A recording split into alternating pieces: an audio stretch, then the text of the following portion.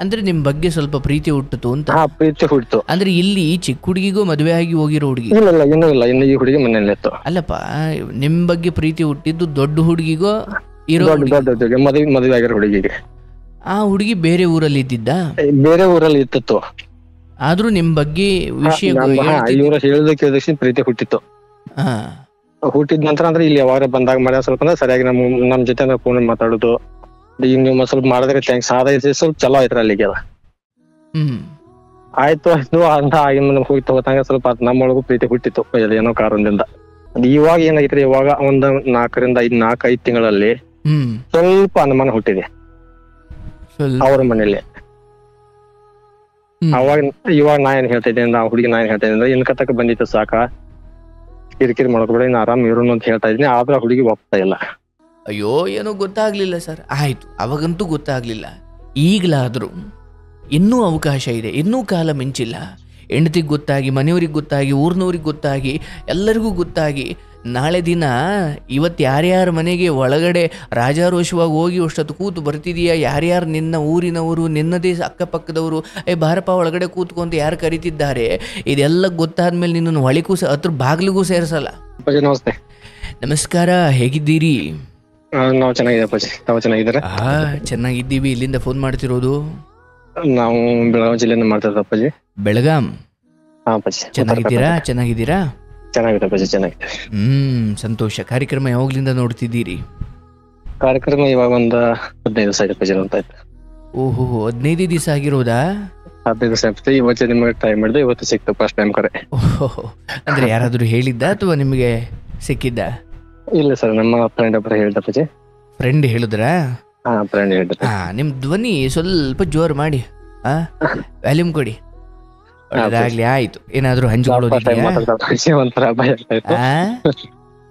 First time call ಮಾಡ್ತಾ ಇದ್ದೆ ಅಪ್ಪಾಜಿ, ಸಿಗುತ್ತಲ್ಲ ಅನ್ಕೊತ ಮಾಡಿದ್ದೆ. ಇವತ್ತೇ ನಾನು ಫಸ್ಟ್ ಟೈಮ್ ಕಾಲ್ ಮಾಡ್ತಾ ಇದ್ದೀನಿ. ಯಾರ ಜೊತೆ ಕಾಲಲ್ಲಿ ಮಾತಾಡಿಲ್ವಾ? ಅಲ್ಲಲ್ಲಪ್ಪಾಜಿ, ನಿಮ್ಗೆ ಕಾಲ್ ಸಿಗುತ್ತೋ ಇಲ್ವೋ ಅಂತ ಭಯ ಇತ್ತು. ಆಯ್ತು, ಸಿಕ್ಕಿದೆ. ಧೈರ್ಯವಾಗಿ ಮಾತಾಡಿ, ಏನಿಲ್ಲ. ನನ್ನಲ್ಲಿ ಏನೋ ತಪ್ಪಿರ್ಬಹುದು, ನಿಮ್ಮಲ್ಲಂತೂ ಇರ್ಲಿಕ್ಕೆ ಸಾಧ್ಯ ಇಲ್ಲ. ಧೈರ್ಯವಾಗಿ ಮಾತಾಡಿ. ಒಳ್ಳೇದಾಗ್ಲಿ. ಏನಾದ್ರು ಹಂಚ್ಕೊಳ್ಳೋದಿದ್ಯಾ? ಸ್ವಲ್ಪ ಇತ್ತು. ಏನ್ ಮಾಡ್ಕೊಂಡ್ರು ನೀವು? ನಾವು ಒಂದು ಪ್ರೈವೇಟ್ ಕಂಪನಿಯಲ್ಲಿ ವರ್ಕ್ ಮಾಡ್ತೀನಿ. ಎಷ್ಟು ವಯಸ್ಸು ನಿಮಗೆ? ನಮ್ಗೆ ಇವಾಗ 33. 33 ವರ್ಷ. ಒಳ್ಳೇದಾಗ್ಲಿ. ಹೇಳಿ, ಏನ್ ವಿಚಾರ? ನಾವು ನಮ್ಮ ಅಪ್ಪಗ 2 ಜನ ಮಕ್ಕಳ್ರಿ, ಒಬ್ಬ ಸಿಸ್ಟರ್. ಒಂಚೂರು ಜೋರ ಮಾತಾಡಿ ಅಷ್ಟೇ. ನಾವು 2 ಜನ ಅಣ್ಣ ತಮ್ಮವ್ರಿ, ನಮ್ ತಂಗಿ ಒಬ್ರು ಇದಾರೆ. ಓಕೆ, ಅಂದ್ರೆ ನೀವು ನಿಮ್ ತಂದೆ ತಾಯಿ 2 ಮಕ್ಳು? ಇಲ್ಲ, ನಾವು ಗಂಡು ಮಕ್ಳು 2 ಜನ ಪ್ಲಸ್ ತಂಗಿ ಒಬ್ಬರು. ಓಹೋ, 2 ಗಂಡು ಮಕ್ಳು, 1 ತಂಗಿ. ತಂಗಿ. ನೀವೇ ದೊಡ್ಡವರಾ? ನೀವೇ ದೊಡ್ಡ ಅಣ್ಣನ ಅಂದೆ? ಇಲ್ಲ, ನಾವು ನಡುವಿನವ್ರೆ. ನಮ್ಮ ಅಣ್ಣವ್ರು ಒಬ್ರು ಇದಾರೆ, ತಂಗಿ ಒಬ್ರು ಇದಾರೆ. ಓಕೆ, ಹೇಳಿ. ನಾವು ನಡುವಿನವ್ರೆ. ಅಪ್ಪ ಅಮ್ಮ ಏನ್ ಮಾಡ್ಕೊಂಡಿದ್ರು? ಅಪ್ಪ ಮನೇಲಿ ಚಕ್ಕ ಮನೇಲಿ ಸಿಟಿಗೆ ಮಾಡ್ತಾರೆ.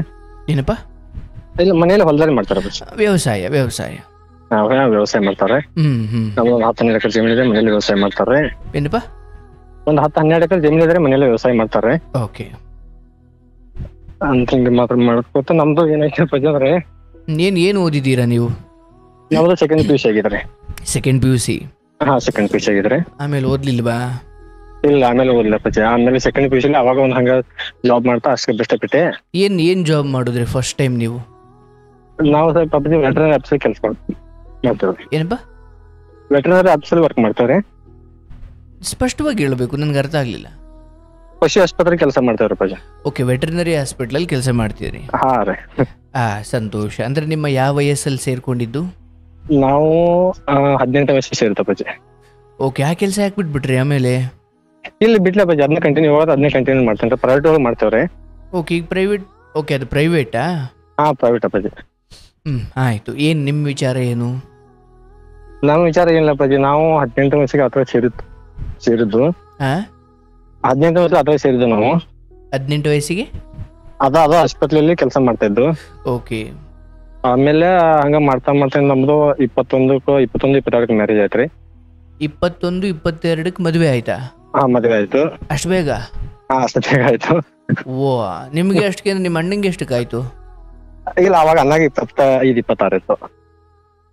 ಓಕೆ, ಅಂದ್ರೆ ಅಣ್ಣಂದ ಆದ್ಮೇಲೆ ನಿಮ್ದು? ಇಲ್ಲ, ಅಣ್ಣಂದ ನಮ್ದು ಸೇರಿಸಿ ಆಗಿದ್ದು. ಅಯ್ಯೋಯ್ಯೋ, ಈ ಉತ್ತರ ಕರ್ನಾಟಕದಲ್ಲಿ ಇದೊಂದು ಇತ್ತೀಚೆಗಂದು ಬಹಳ ಕೇಳ್ತಾ ಇದ್ದೀನಿ. ಹೌದಾ, ಇಬ್ಬರು ಒಟ್ಟಿಗೆ ಮಾಡ್ತಾರಾ? ಒಟ್ಟಿಗೆ ಬಜಿ ಒಟ್ಟಿಗೆ. ಅಂದ್ರೆ ಅದ್ರ ಮುಖ್ಯ ಉದ್ದೇಶ ಸ್ವಲ್ಪ ಹಣ ಉಳಿಸೋದೇ ಆಗಿರುತ್ತಾ? ಹಣ ಉಳಿಸೋದಾಗಿರುತ್ತೆ. ಆಗ್ಲಿ ತೊಂದ್ರೆ ಇಲ್ಲ. ಬಟ್ ಒಬ್ರು ಮಾಡ್ತಾರೆ, ಈ ಕಡೆ ಒಬ್ರು ಎರಡು ಸೇರ್ಸಿ ಮಾಡ್ತಾರೆ. ಅಲ್ಲ, ಈಗ ಇಬ್ರಿಗೂ ಹೆಣ್ಣು ಸಿಗೋದೇ ಹೇಳಿ ಒಟ್ಟಿಗೆ ಏನ ಸಿಗ್ತಾವ ಬಜಿ. ನಮ್ ಸೈಡ್ ಆತ ಏನ್ ಕೊರತೆ ಇಲ್ರಿ ನಮ್ ಕಾಸ್ಟ್ ಒಳಗ್ರೆ. ಓ, ಈಗ್ಲೂ ಸಿಗ್ತಾವ? ಏನ್ ಸಿಲ್ಲ, ಇವಾಗ ಸಿಗ್ತಾವ ಸರ್. ಸೊ ನಿಮ್ಗೆ 21 ವಯಸ್ಸಿಗೆ ಮದುವೆ ಆಯ್ತು? ಮದುವೆ ಆಯ್ತು. ಏನ್ ಪ್ರೀತಿ ಮದುವೆ ಮಾಡಿದ್ರ? ಸರ್ ಪ್ರೀತಿ ಮದುವೆ ಆದ್ರ? ಇಲ್ಲ ಸರ್, ಪ್ರೀತಿ ಏನಿಲ್ಲ, ಮಾವನ ಮಗಳ್ರಿ. ಮಾವನ ಮಗಳ? ಮಾವನ ಮಗಳ ಸರ್. ಮತ್ ಪ್ರೀತಿ ಇಲ್ಲ ಅಂತಿರೋದ್ ಹೆಂಗಾದ್ರಿ? ಮನೆಯವ್ರು ಮಾಡಿದ್ರು ಲವ್ ಪ್ರೀತಿ ಏನಿಲ್ರಿ. ಆಮೇಲೆ ಪ್ರೀತಿ ಆಗಿದ್ದು ಬೇರೆ ಮತ್ತು ಶಬ್ಬಾಷ್. ಅದೇ ಪ್ರಾಬ್ಲಮ್ ಸಿಕ್ಕಾಕೊಂಡಿದ್ದು. ಅದನ್ನ ಸ್ವಲ್ಪ ನಿಮ್ ಹತ್ರ ಹಂಚಿಕೊಳ್ಬೇಕಂತ. ಆಯ್ತು, ನಾನು ಡಿಸ್ಟರ್ಬ್ ಮಾಡಲ್ಲ, ಹೇಳಿ ಏನಾಯ್ತು? 21 ಮ್ಯಾರೇಜ್ ಆಯ್ತ್ರಿ. ಮ್ಯಾರೇಜ್ ಆದ ನಂತರ ಹಂಗ ಒಂದ್ ಸ್ವಲ್ಪ ಒಂದ್ ವರ್ಷ 2 ವರ್ಷ ಆದ ನಂತರ ನಾವೇನ್ ಚೆನ್ನಾಗಿದ್ದೀವಿ, ಇವಾಗೇನ್ ಸಮಸ್ಯೆ ಇಲ್ಲ. ಆಮೇಲೆ ನಾವು ಸ್ವಲ್ಪ ಹಿಂಗ ಒಂದ್ ಜಮೀನ್ ವ್ಯವಹಾರ ಅಂತ ಬಂತಪ್ಪ ನಮ್ ಕಡೆ. ಏನಪ್ಪ? ಒಂದ್ ಸ್ವಲ್ಪ ಜಮೀನ್ ವ್ಯವಹಾರ ಅಂತ ನಮ್ದ್ರಿ. ಯಾರ್ಯಾರ ನಡುವೆ? ಅಲ್ಲ, ಅಲ್ಲೇ ಸ್ವಲ್ಪ ಅಂದ್ರೆ ಹೆಂಗಿದ್ರೆ ನಮ್ಮ ಅಪ್ಪ ಸ್ವಲ್ಪ ಜಮೀನು ತಗೋಬೇಕಂತ ಪ್ಲಾನ್ ಐತ್ರಿ. ನಿಮ್ಮ ಅಪ್ಪಾಜಿ ಜಮೀನ ತಗೋ ಪ್ಲಾನಿಂಗ್ ಐತ್ರಿ. ಬೇರೆ ಜಮೀನ್? ಬೇರೆ ಜಮೀನ್ ಸ್ವಲ್ಪ ತಗೊಂಡ್ ನೋಡೋಂಗ್ ಕೇಳಿತ್ರಿ, ಮಾತೈತ್ರಿ. ಓಕೆ. ಹಂಗ ನಮ್ಮ ಊರಲ್ಲೇ ಸ್ವಲ್ಪ ಹಂಗಂತ ಒಬ್ಬರದ ಜಮೀನು ಕೊಡಾರಿದ್ರೆ ನಮ್ಗೆ ಗೊತ್ತಾಯ್ತ್ರಿ. ಅದು ಗೊತ್ತಾಯ್ತು. ಅದ್ ನಾವು ನೋಡಿದ್ರೆ ವ್ಯವಹಾರ ಆಯ್ತು. ಅವ್ರಿಗೆ ನಮ್ಮ ಹೊಂದಾಣಿಕೆ ವ್ಯವಹಾರ ಮಾಡಿದವ್ರಿ. ಜೋರ ಮಾತಾಡ್ಬೇಕು, ಇಲ್ಲ ಕರೆ ಕಟ್ ಆಗುದು. ನಾನು ಹೇಳಿದ್ದೀನಿ ಅಲ್ಲಿ ವ್ಯವಹಾರ ಮಾಡಿದ ವ್ಯವಹಾರ ಆಯ್ತ್ರಿ. ಆದಂತ ಅವ್ರಿಗೆ ಮನೇಲಿ 2 ಜನ ಹೆಣ್ಮಕ್ಳ್ರಿ. ಅವ್ರ ಮನೇಲಿ? ಅವ್ರ ಮನೇಲಿ. ಓಕೆ. ಗಂಡ್ ಮಕ್ಳಿಲ್ಲ. ಅವ್ರಪ್ಪ ಮಾಲಕ ತೀರ್ ಹೋಗಿದ್ರು. ಅವ್ರ ಮನೇಲಿ 2 ಜನ ಹೆಣ್ಮಕ್ಳು ಇದ್ರು. ಅದ್ರಲ್ಲಿ ಒಬ್ರು ಮದುವೆ ಆಗಿತ್ತು, ಒಬ್ರು ಇನ್ನೂ ಆಗಿರ್ಲಿಲ್ಲ. ಅಂತ ವ್ಯವಹಾರ ತಗೊಂಡ ನಂತರ ಅವ್ರಿಗೆ ನಮ್ಮ ಹೊಂದಾಣಿಕೆ ವ್ಯವಹಾರ ಮಾಡ್ಕೊಂಡೇವ್ರಿ. ಅಂದ್ರೆ ಅಲ್ಲಿ ವ್ಯವಹಾರ ಮಾಡಿದ್ದ ಯಾರಲ್ಲಿ? ನಾವೇ ಮಾಡ್ತೇವೆ. ಅಲ್ಲ, ನೀವೇ ಮಾಡಿದ್ದ ಹೌದು, ಬಟ್ ಮನೆ ಯಜಮಾನ ತೀರು ಹೋಗಿದ್ರಲ್ಲ, ಇದನ್ನೆಲ್ಲ ಇಲ್ಲ. ಅವ್ರ ಮನೆ ಹೆಣ್ಮಕ್ಳು ಇದ್ರೆ ಹೆಣ್ಮಕ್ಳ ಸಂಗಟ ಅವ್ರು ನಾವು ಕೂಡ ವ್ಯವಹಾರ ಮಾಡಿದ್ದೇವೆ. ಅಂದ್ರೆ ಹೆಣ್ಮಕ್ಳೇ ಅದನ್ನ ಮಾರ್ಲಿಕ್ಕೆ ತಯಾರಿದ್ರು? ಅವ್ರ ಮಾರ್ಲಿಕ್ಕೆ ತಯಾರಿದ್ರು. ಅವ್ರು ಏನ್ ಕಾರಣಕ್ಕೆ ಅವ್ರು ಮಾರ್ತಿದ್ರು? ಇಲ್ಲ, ಅವ್ರ ಸ್ವಲ್ಪ ಮನೆ ಪ್ರಾಬ್ಲಮ್ ಇದ್ರೆ. ಸೊ ಅವ್ರಿಗೆ ಮದುವೆ ಆಗಿ ಹೋಗಿದ್ರು ಒಬ್ರು, ಒಬ್ರು ಹೋಗಿದ್ರು, ಇನ್ನೊಬ್ರು ಇದ್ರು. ಓಕೆ. ಆ ಹೆಣ್ಣು ಮಗಳೇ ಇದನ್ನ ಸ್ವಲ್ಪ ಅವ್ರ ಮನೆ ಅಡ್ಜಸ್ಟ್ ಬಂದ ನಮ್ಮ ಊರಾಗ ಒಬ್ರು ಹೇಳಿದ್ರೆ ಕೊಡಾರು ಅಂತ ಹೇಳ್ರಿ. ನಾವು ನಮಗೂ ಬೇಕಾಯ್ತು, ನಾವು ನೋಡಪ್ಪ. ನಾವು ಮೊದಲನೇ ಪರಿಚಯ ಇರಲಿಲ್ಲ, ಬೇರೆ ಪರಿಚಯ ಮಾಡಿಕೊಟ್ರು. ಆಮೇಲೆ ನಾವು ವ್ಯವಹಾರ ಮಾಡ್ಕೊಂಡೇವ್ರಿ ಅದನ್ನ. ಅಂದ್ರೆ ಅದೇ ಊರವ್ರ? ಅದೇ ಊರಾಗ, ನಮ್ಮೂರಲ್ಲಿ. ಒಂದೇ ಊರವ್ರಾಗ ಪರಿಚಯ ಇರ್ಲಿಲ್ವಾ? ಅಲ್ಲ, ಅವ್ರು ಕೊಡಾರ ದೇಶ ಅಷ್ಟೇ ನಮ್ಗೆ ಅಷ್ಟು ಪರಿಚಯ, ಅಷ್ಟೇ ಇದ್ರ. ನಮಗೇನ ಪರಿಚಯ ಇಲ್ರಿ ಅವ್ರ ಜಾಸ್ತಿ. ತೀರಾ ಆಳವಾಗ ನಮ್ಗೆ ಅದ್ರ ಬಗ್ಗೆ ಏನ್ ಗೊತ್ತಿರ್ಲಿಲ್ಲ ಅಂತ? ಇಲ್ಲ, ಗೊತ್ತಿರ್ಲಿಲ್ರಿ. ಸೊ ಬೇರೆಯವ್ರ ಮೂಲಕ ಅಲ್ಲಿ ಏನೋ ಮಾರಾಟಕ್ಕೆ ಇದೆ ಅಂತ ಅನ್ಸುತ್ತೆ. ಇದೆ ಅಂತ ನಮ್ಗೆ ಗೊತ್ತಾಯ್ತು. ನಾವು ನೋಡಿದ್ವಿ, ನಮ್ಮೂರಿಗೆ ಹೊಂದಾಣಿಕೆ ಆಯ್ತು, ಮಾಡ್ಕೊಂಡೇವ್ರಿ. ಮಾಡ್ಕೊಂಡ್ರೆ ಏನಂದ್ರೆ ಮಾಡ್ಕೊಂಡ ನಂತರ ಏನಾಯ್ತ್ರಿ, ಅವ್ರು ನಮ್ಗಂದ್ರೆ ನಮ್ಮಲ್ಲಿ ಸ್ವಲ್ಪ ಮಾಡಾರ ಯಾರಿಲ್ಲ. ಆಮೇಲೆ ಸ್ವಲ್ಪ ಅಂದ್ರೆ ನಾವು ಹೋಗುದ ಬರೋ ಚಾಲ್ತಿ ಆಯ್ತಾರಲ್ಲ ಅದ. ಅಲ್ಲಪ್ಪ, ಈಗ ನನಗೆ ಸ್ಪಷ್ಟವಾಗಿ ಒಂದು ಪದ ಮಾತಾಡ್ಬೇಕಾದ್ರೆ ನಿಧಾನಕ್ಕೆ ಮಾತಾಡಿ, ತುಂಬಾ ಆತರ ಬೇಡ. ಅಂದ್ರೆ ನನಗೆ ನಿಮ್ಮ ಭಾಷೆ ಸ್ವಲ್ಪ ಅರ್ಥ ಮಾಡ್ಕೊಳ್ಳಿ ಒಂಚೂರು ಕಠಿಣ, ನಿಧಾಂಗ ಮಾತಾಡಿ. ವ್ಯವಹಾರ ಆಯ್ತಾರಲ್ರಿ ನಮ್ದು? ವ್ಯವಹಾರ ಆಯ್ತು, ಸರಿ. ನಿಮ್ ತಂದೆ ಮಾಡಿದ್ದ, ಅಣ್ಣ ಮಾಡಿದ್ದ, ನೀವು ಮಾಡಿದ್ದ? ನಾವೇ ಮಾಡಿದಪ್ಪ. ನಾವು ತಂದೆ ಸೇರಿ ಮಾಡಿದ್ದು. ಓಕೆ. ಅವಾಗ ಮತ್ತೊಂದಾಗಿದೆ ಬಜಿ, ಅವಾಗ ನಾ 18ನೇ ವಯಸ್ಸಕ್ಕೆ ನಮ್ಮ ಮನೆ ಜವಾಬ್ದಾರಿ ನಾನು ತಗೊಂಡೇನ್ರಿ. ಅಣ್ಣ? ಅಲ್ಲ, ಅಣ್ಣ ಏನ್ ಮಾಡೋದಲ್ರಿ. ಅವ್ರ ಅಣ್ಣ ಅವ್ರಿಗೆ ಮದ್ವೆ ಮದ್ವೆ ಇಲ್ಲ. ನಾನು ಜಾಯಿಂಟ್ ಫ್ಯಾಮಿಲಿ ರೀ, ಬಟ್ ಮನೆ ಜವಾಬ್ದಾರಿ ಇದ್ದಾಗ ನನ್ನ ಕಡೆ ಐತ್ರಿ. ಓಕೆ. ನಾವ್ ಪಾಪಗಳು ಏನ್ ಮಾಡೋದಿಲ್ರಿ, ನಮ್ಮ ಅಣ್ಣನ ಏನ್ ಮಾಡಂಗಿಲ್ರಿ. ಎಲ್ಲ ವ್ಯವಹಾರದಲ್ಲಿ ರೊಕ್ಕದ ಪರ ಎಲ್ಲ ನಾನ ಮಾಡ್ತೇನ್ರಿ. ಎಲ್ಲ ನಮ್ಮೆಲ್ಲ ಕೊಟ್ಟಾರ ಅಪ್ಪ ರೀ. ಇನ್ನೂವರೆಗೆ ನನ್ನ ಮೇಲ್ಕತಿ ಏನ್ ಸಮಸ್ಯೆ ಇಲ್ರಿ. ವ್ಯವಹಾರ. ಆ ಹೆಣ್ಮಕ್ಳು ಏನ್ ಹೇಳಿದ್ದು ನಿಮಗೆ? ಆ ಹೆಣ್ಮಕ್ಳು ಅವ್ರ ಮನಿ ವ್ಯವಹಾರ ನಮ್ ಕಡೆನ ಬತ್ರಿ. ಅಂದ್ರೆ ಆಸ್ತಿ ಮಾರೋದಲ್ದೇನೆ ಅವ್ರ ಜವಾಬ್ದಾರಿ ಕೂಡ ನೀವು ವಹಿಸ್ಕೊಂಡ್ರಿ?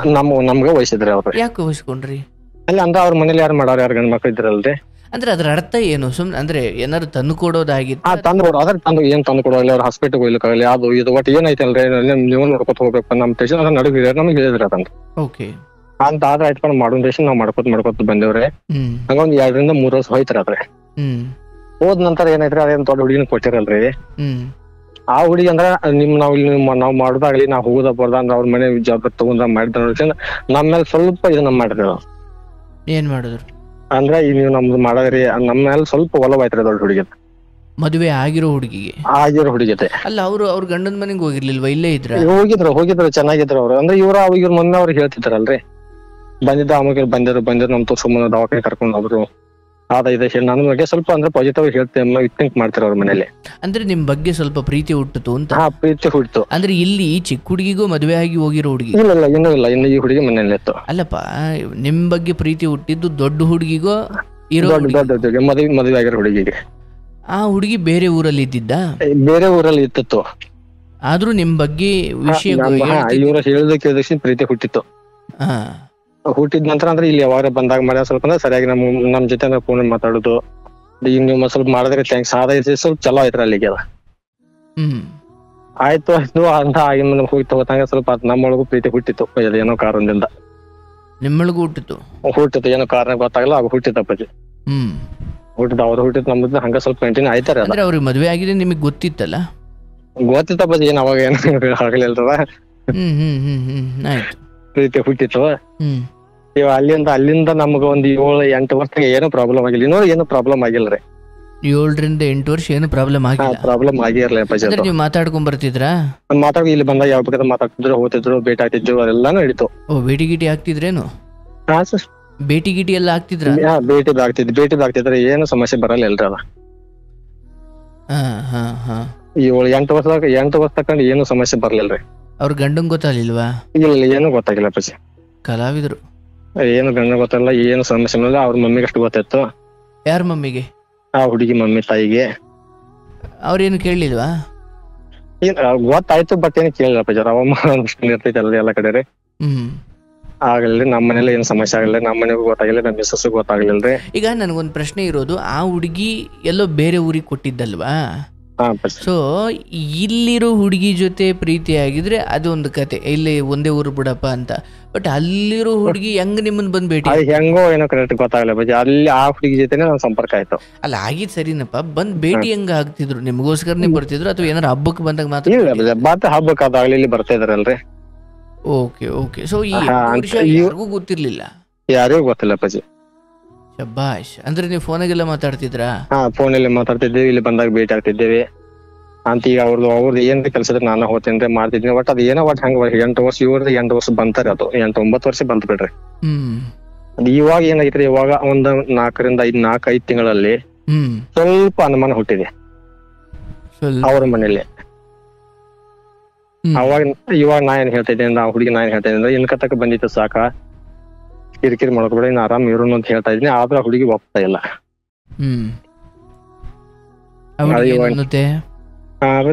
ಆ ಹುಡುಗಿ ಏನನ್ನುತ್ತಪ್ಪ? ಆ ಹುಡುಗಿ ನಾ ಬಿಟ್ಟಿರೋದಿಲ್ಲ, ನಮ್ ಫೋನ್ ಮಾಡಕ್ಕೆ ಮಾತಾಡ್ಕೋದಿರಬೇಕು ಅಂದ್. ಈಗ ಇವಾಗ ಸದ್ಯ 1 ತಿಂಗಳಲ್ಲಿ ಏನಾಗಿದೆ ಅಂದ್ರೆ, ಸ್ವಲ್ಪ ಅಂದ್ರೆ ಆ ಹುಡುಗಿ ಮನೇಲಿ ಸ್ವಲ್ಪ ಕಿರಿಕಿರಿ ಆಗಿದೆ, ಗೊತ್ತಾಗಿದೆ. ಅಂದ್ರೆ ನೀವೇ ಅಂತ ಗೊತ್ತಾಗಿದೆ? ನಾವೇ ಅಂತ ಗೊತ್ತಾಗಿದೆ. ನೀವಂತ ಗೊತ್ತಾಗಕ್ಕೆ ಅವ್ರ ಏನಂದ್ರೆ ಒಂದ್ 4 ಜನ ಹಿರಿಯರಿಗೆ ಹೇಳಿದಾರೆ. ಆ ಹುಡುಗ ಏನ್ ಹೇಳ್ದ ಅಂದ್ರೆ, ಇವನಿಂದ ನಮ್ಮಲ್ಲಿ ಕಿರಿಕಿರಿ ಆಗತ್ತೆ, ಇವನ ಸಂಬಂಧ ನಮ್ಮ ಮನೆ ಜಗಳ ಹತ್ತೈತಿ. ಸ್ವಲ್ಪ ಅವನಿಗೆ ತಾಕೀತು ಮಾಡ್ಸ್ರಿ, ಅಲ್ಲಿ ಅವ್ರು ನಮ್ಮ ಅಲ್ಲಿ ಆ ಮನೆಗೆ ಬರೋದು ಬಂದ್ ಮಾಡ್ಸರಿ, ಅಲ್ಲಿ ಹೊಲಕ್ಕೆ ಬರೋದು ಬಂದ್ ಮಾಡ್ಸರಿ. ಅಂದ್ರೆ ಅಲ್ಲೇ ಹೊಲ ಐತಲ್ರಿ ನಮ್ಮದ, ಅವತ್ತಲ್ಲಿ ಎಲ್ಲ ಕಡೆ ಬಂದ್ ಮಾಡ್ಸರಿ. ಸ್ವಲ್ಪ ಹಿರಿಯರಿಗೆ ಹೇಳಿದಾರೆ. ಅವ್ರು ಹಿರಿಯರು ನಮ್ಮನ್ನ ಕರ್ಸಿ, ನನ್ನ ಕರ್ಸಿಂದ ನೀ ಎಲ್ಲ ಅಲ್ಲಿ ಹೋದ್ ಅವ್ರು ಸಬ್ರಿ ಮಾಡ್ಬೇಡ, ಆ ಹುಡುಗಿ ಸಬ್ರಿ ಮಾಡಕ್ ಹೋಗ್ಬೇಡ, ಅವ್ರು ಚೆನ್ನಾಗಿರ್ಲಿ, ನಿನ್ನ ಬಿಟ್ಬಿಡು, ತಕ್ಷಣ ಯಾಕಡೆ ಹೋಗಬೇಡ, ಅವ್ರು ಏನ್ ಮಾಡ್ತಾರ ಮಾಡ್ಲಿ, ಅವ್ರು ಸಬ್ರಿ ಮಾಡಬೇಡ ಅಂತ ಹೇಳ್ತಾರೆ. ಅವ್ರು ಅನ್ನ ಸರಿ ಆಯ್ತು ಅಂತ ನಾವು ಹೋಗೋದು ಬಿಡ್ತೀನಿ ತಕ್ಷಣ ಅವ್ರು ಹೇಳಿದೆ. ಅವ್ರ ಅವಾಗ ಹೇಳಿದೆ, ಅವ್ರಿಗೆ ಹೇಳಿದೆ ನಾನು. ಇನ್ನ ಕತ್ತಕ ನಾನು 8 ವರ್ಷ ಆಗಲ್ಲ, ಇನ್ನೊಂದು ಮಾಡ್ಕೋತ ಬಂದೇನಪ್ಪ, ಇನ್ನು ನಮ್ಗೆ ಆಗಂಗಿಲ್ಲ, ಬೇಡ, ನಿಮ್ಗೆ ಆರಾಮ್ ಇರ್ರಿ ತಕ್ಷಣ ನಾನು ಹೇಳಿದೆ. ಅಂದ್ರೆ ಇಲ್ಲಿ ನಿಮ್ಮೂರಲ್ಲಿ ಇರೋರ್ಗು ಹೇಳಿದ್ರಿ? ನಮ್ಮೂರಲ್ಲಿ ಇರೋರಿಗೆ ಅವ್ರ ತಾಯಿಗಳು ಹೇಳಿದೆ ನಾನು. ಆದ್ರೆ ಬೇರೆ ಅವ್ರಿಗೆ ಏನಂತಾರಂದ್ರ, ಇಲ್ಲಿ 7-8 ವರ್ಷ ನೀವ್ ಮಾಡ್ಕೋತ ಬಂದಪ್ಪ, ಈಗ ದಮ್ ಬಿಟ್ಟಂದ್ರೆ ಈಗ ನಾವ್ ಏನ್ ಮಾಡೋನು, ಆಕೆ ಅವ್ರ ಏನಾರ ಮಾಡೋರು, ನಮ್ಮನಿಗೆ ಬರಕ ಹೋಗಕ ನಿನಗೇನ್ ಸಂಬಂಧ ಐತಿ, ನೀ ಬರ್ಬೋದು ಹೋಗ್ಬೋದು, ನಮ್ಮ ಮನೆಗೆ ನೀವಿಬ್ರು ಮನೆ ನೀವು ಯಾರು ಜಗಳ ನೀವು ಬಿಡ್ರ, ಅದಕ್ಕ ನಮ್ಮನಿ ಹಿಂದ ಮುಂದೆ ಮಾಡಾರ, ನಮ್ಮಲ್ಲಿ ಮಾಡಾಕ ಯಾರದಾರು, ಈ ಟೈಪ್ ಅವ್ರು ಮಾತಾಡ್ತಾರ. ಈಗ ಇದೆಲ್ಲ ನಿಮ್ಮ ಅಪ್ಪ ಅಮ್ಮಂಗೆ ಹೆಂಡತಿಗೆ ಇಲ್ಲ ಬಜಿ ಏನು ಗೊತ್ತಿಲ್ಲ ಬಜಿ ನಮ್ಮಲ್ಲಿ.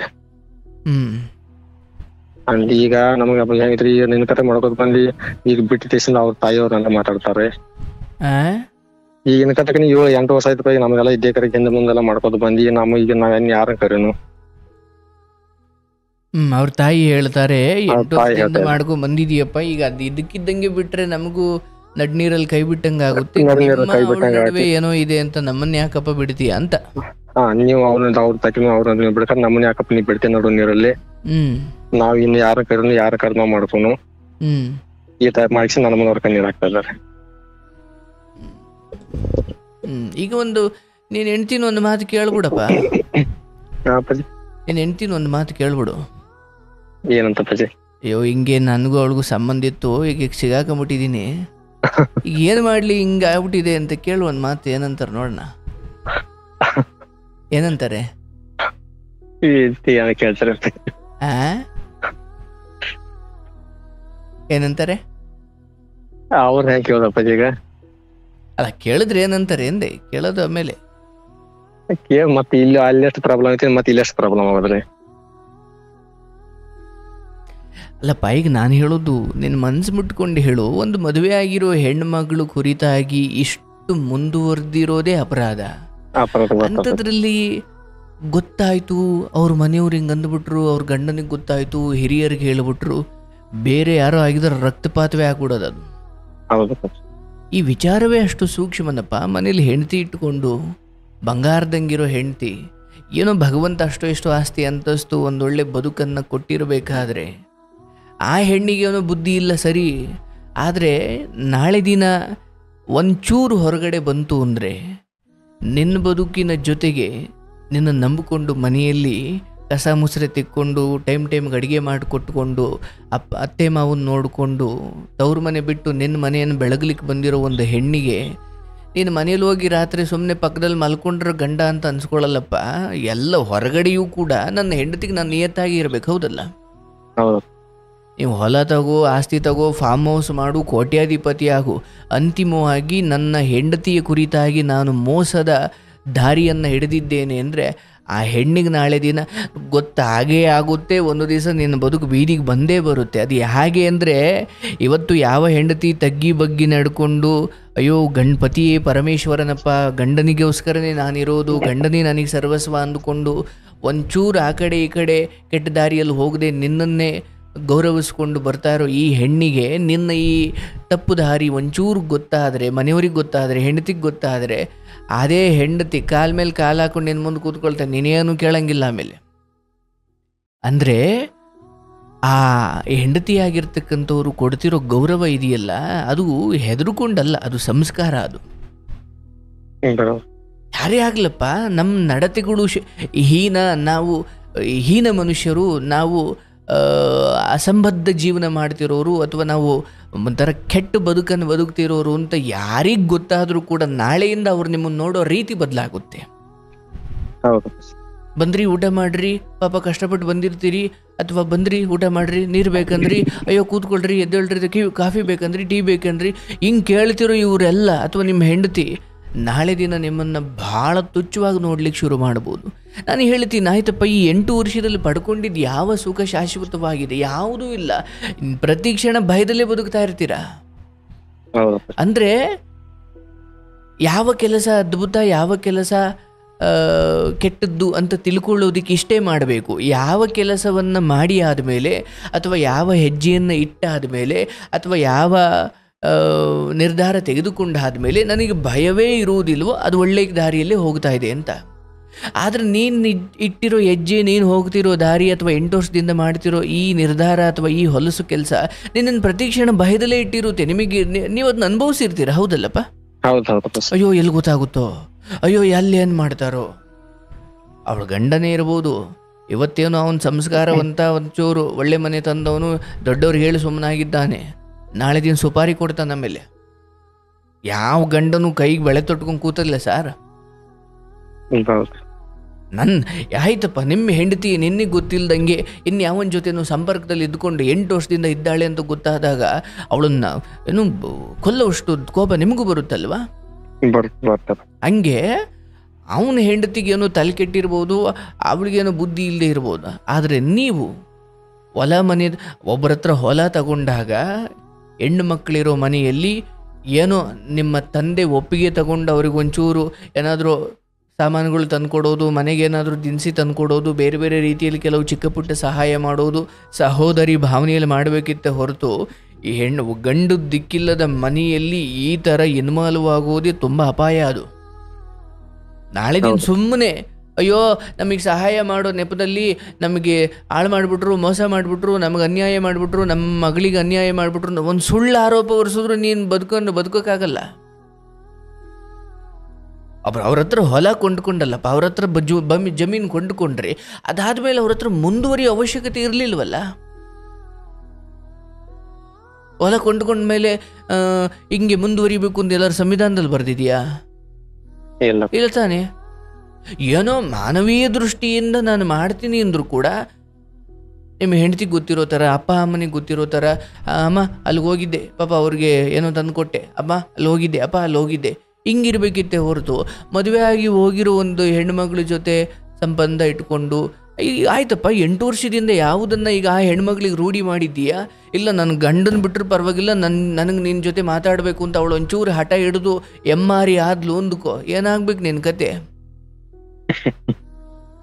ದುರಂತ ಅಂತ್ಯ ಆಗ್ಬಿಡುತ್ತೆ. ಅದಕ್ಕೆ ನಾನು ಹೇಳೋದು, ಮೊದಲನೇದಾಗಿ ಆ ಮದುವೆ ಆಗಿರೋ ಹೆಣ್ಣಿನ ಕುರಿತಾಗಿ ಕಾಮಬುದ್ಧಿಯನ್ನು ಇಟ್ಟುಕೊಂಡು ಆಗಾಗ ಭೇಟಿ ಮಾಡಿ ನಿನಗೆ ಗೊತ್ತಿದ್ದೋ ಗೊತ್ತಿಲ್ಲದಂಗೂ ನೀನು ಒಬ್ಬ ಪುರುಷನಿಗೆ ಅನ್ಯಾಯ ಮಾಡಿದಿ, ಹೌದಲ್ಲಪ್ಪ? ಈ ಲೋಕದಲ್ಲಿ ನಾವೇನು ಕೊಡ್ತೀವೋ ಅದು ನಮಗೆ ವಾಪಸ್ ಬಂದೇ ಬರುತ್ತೆ ಸರ್. ನೀವು ಆ ಹುಡುಗನಿಗೆ ಅನ್ಯಾಯ ಮಾಡಿದ್ದೀರಾ, ನಿಮಗೂ ಎಲ್ಲೂ ಭಗವಂತ ಇಡ್ತಾನೆ ಬತ್ತೀಯ, ಅದು ಮುಂದೆ ಗೊತ್ತಾಗುತ್ತೆ. ಅದು ಮಕ್ಕಳು ರೂಪದಲ್ಲಿ ಬರ್ತಾವೋ, ಕಾಯಿಲೆ ರೂಪದಲ್ಲಿ ಬರ್ತಾವೋ, ಇಲ್ಲ ಕಷ್ಟ ಕಾರ್ಪಣ್ಯಗಳ ರೂಪದಲ್ಲಿ ಬರ್ತಾವೋ. ಯಾವ ಪುಣ್ಯ ಆಗಲಿ ಪಾಪವಾಗಲಿ ತನ್ನ ಫಲ ಕೊಡದೆ ಸಾಯೋದಿಲ್ಲ. ನಾನು ಸುಖಕ್ಕೋಸ್ಕರ ಒಬ್ಬ ಪುರುಷನಿಗೆ, ಅವಳ ಗಂಡನಿಗೆ ಅನ್ಯಾಯ ಮಾಡಿದೆ, ಅವಳು ಮಾಡಿರೋದು ಅದು ಬೇರೆ ಲೆಕ್ಕ. ನೀವು ಹೋಗಿದು ಓಡಿಸ್ಬೋದಿತ್ತಲ್ಲ, ಹೇ ಗಂಡನ ಬಿಟ್ಟು ಏನು ನಿನ್ನ ಕೆಟ್ಟ ಬುದ್ಧಿ, ಹೋಗು ನಿನ್ನ ಗಂಡನ ಜೊತೆ ನೆಟ್ಟಿಗೆ ಬದುಕು ಅಂತ ಹೇಳಿ ಕಳಿಸ್ಬೋದಿತ್ತಲ್ಲ.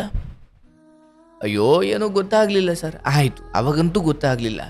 ಈಗಲಾದರೂ ಇನ್ನೂ ಅವಕಾಶ ಇದೆ, ಇನ್ನೂ ಕಾಲ ಮಿಂಚಿಲ್ಲ.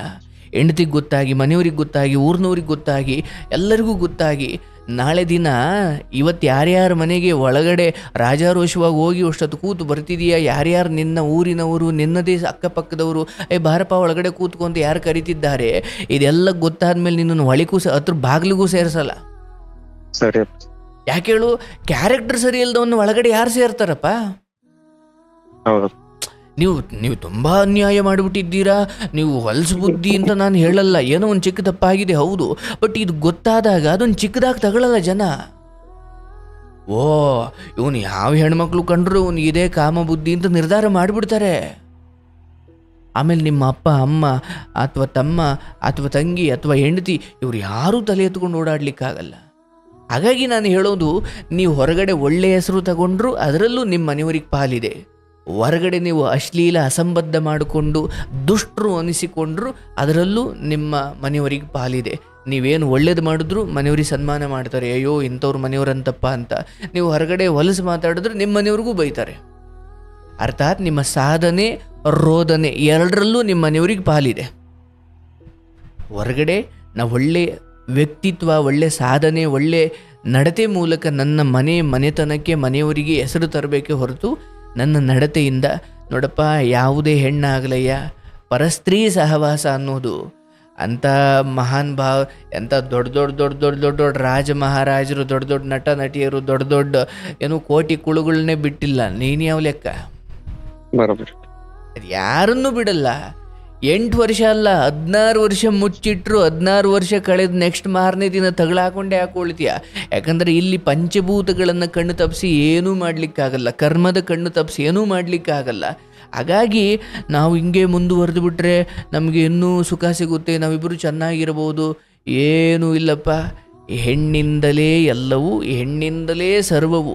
ಅವಳು ಮನಸ್ಸು ಮಾಡಿದ್ರೆ ನಿನ್ನ ಹೆಂಡತಿಯೂ ಹೆಣ್ಣೆ, ಈ ಕಡೆ ನಿನಗೆ ಅಕ್ರಮ ದಾರಿಯಲ್ಲಿ ನಿನಗೆ ಸುಖ ಕೊಡ್ತಿರೋಳು ಹೆಣ್ಣೆ.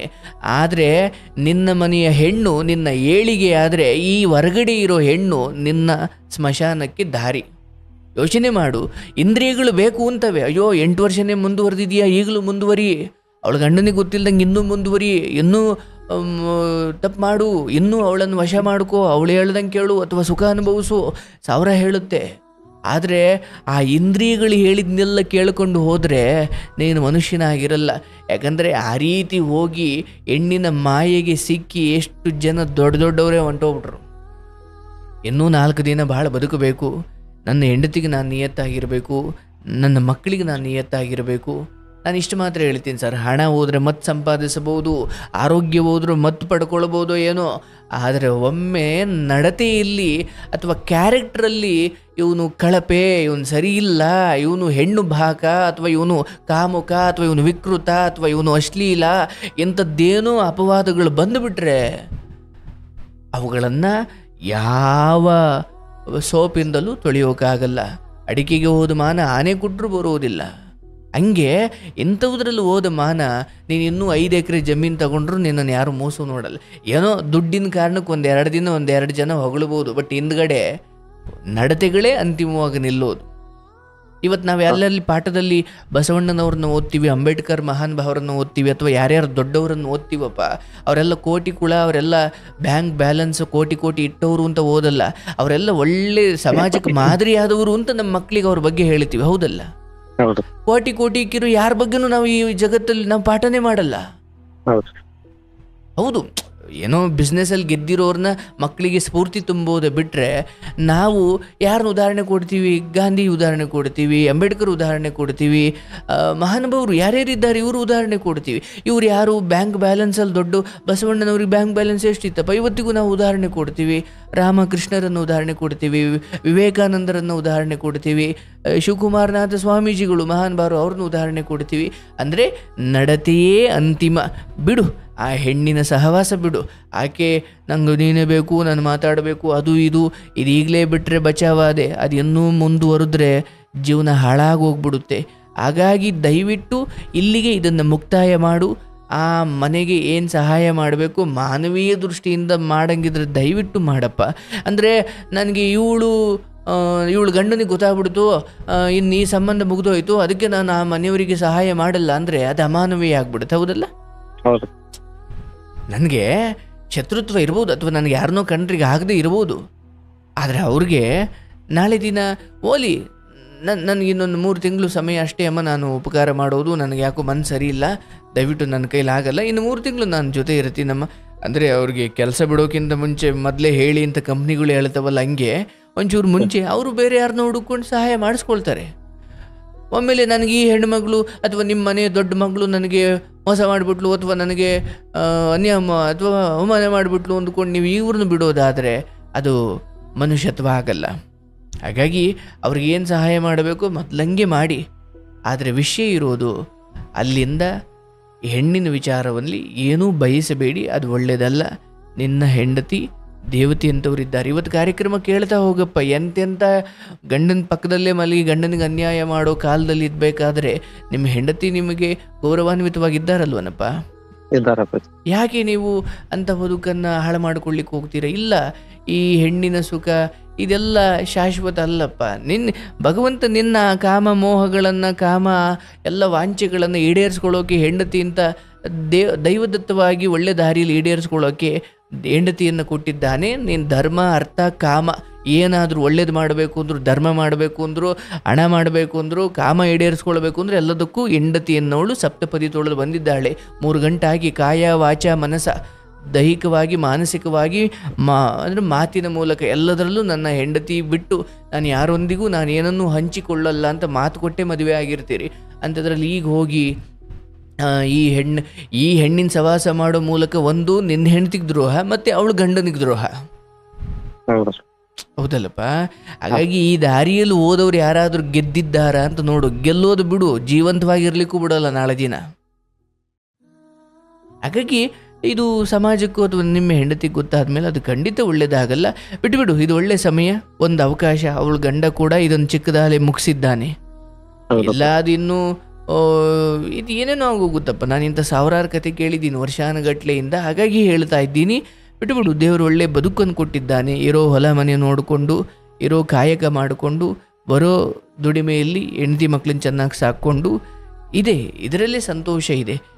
ಇನ್ನು ನಾಳೆ ಅಪ್ಸರೇನೇ ಬಂದ್ಬೋದು, ಇನ್ನು ರಂಬೆ ಊರ್ವಶಿನೇ ಬಂದು ಬಾ ನೀನು ನನಗಿಷ್ಟ ಅಂತ 1000 ಕರಿಬೋದು. ಆದರೆ ಎಲ್ಲಿಯವರೆಗೂ ನಿನ್ನ ಹೆಂಡತಿಗೋಸ್ಕರ ನೀನು ಇವನ್ನೆಲ್ಲ ತ್ಯಾಗ ಮಾಡಲಿಕ್ಕೆ ತಯಾರಿರೋದಿಲ್ವೋ ಅಲ್ಲಿಯವರೆಗೂ ಈ ಹೆಣ್ಣು ನಿನ್ನನ್ನು ಪ್ರಪಾತಕ್ಕೆ ತಗೊಂಡೋಗಿ ಬಿಟ್ಟುಬಿಡುತ್ತೆ. ಅಲ್ಲಿಂದ ಎದ್ದು ಬರೋಕ್ಕೆ ಬಿಡಲ್ಲ ನಾಳೆ ದಿನ. ಆಮೇಲೆ ರಕ್ತ ಕಣ್ಣೀರು ಉಪೇಂದ್ರ ಆಗ್ಬಿಡ್ತೀರ ಕತೆ. ಯಾಕಂದರೆ ಅದು ರೋಗದ ಮೂಲಕನೂ ಇನ್ಯಾವುದೋ ಮೂಲಕನೂ ಅದು ಅಂತ್ಯವಾಗುತ್ತೆ. ಬೇಡ. ಆ ಹೆಣ್ಣಿಗೆ ನೀವು ನಾಳೆ ಇನ್ನೂ ಹುಚ್ಚಿಡಿಸಿ ಇನ್ನೂ ಅವಳಿಗೆ ಆಸೆ ಹುಟ್ಟಿಸಿ ಅವಳು ಹುಚ್ಚಿ ಥರ ಆಡಿ ನನಗೆ ನೀನೇ ಬೇಕು ಅಂದಾಗ 2 ಸಂಸಾರ ಹಾಳು, ಒಂದು ಅವಳದು ಒಂದು ನಿಮ್ಮದು. ಬೇಡ. ಈ ದಾರಿಯಲ್ಲಿ ಹೋಗೋದು ಒಳ್ಳೆಯದಲ್ಲ. ಬಿಟ್ಬಿಡಿ. ಯಾವ ನಿಮ್ಮ ಹೆಂಡತಿಗೆ ನಿಯತ್ತಾಗಿರೋದ್ರಿಂದ ಅಂತರಂಗದಲ್ಲಿ ಮಾನಸಿಕ ನೆಮ್ಮದಿ ಇರುತ್ತೆ, ಮನೆ ನೆಮ್ಮದಿ ಇರುತ್ತೆ, ಮನಸ್ಸು ನೆಮ್ಮದಿ ಇರುತ್ತೆ, ನಿಮ್ಮ ಹೆಂಡತಿಗೂ ಖುಷಿ ಇರುತ್ತೆ. ಈ ದಾರಿಯಲ್ಲಿ ಹೋಗಿ ಪ್ರತಿದಿನ ಅಯ್ಯೋ ನನ್ನ ಫೋನ್ ಯಾರೋ ಮುಟ್ಬಿಟ್ಟರು, ಒಂದು ಫೋನ್ ಬಂದರೆ ಯಾರೂ ಎತ್ತಂಗಿಲ್ಲ ಅಂದರೆ ನೀವು ಇಂಥ ಕೆಟ್ಟ ಸಂಬಂಧದಲ್ಲಿದ್ದಾಗ ನಿಮ್ಮ ಫೋನು ಯಾರಾದರೂ ನೋಡಿಬಿಡ್ತಾರೋ ಅನ್ನೋ ಭಯದಲ್ಲಿ ಬದುಕಿರ್ತೀರ ನೀವು.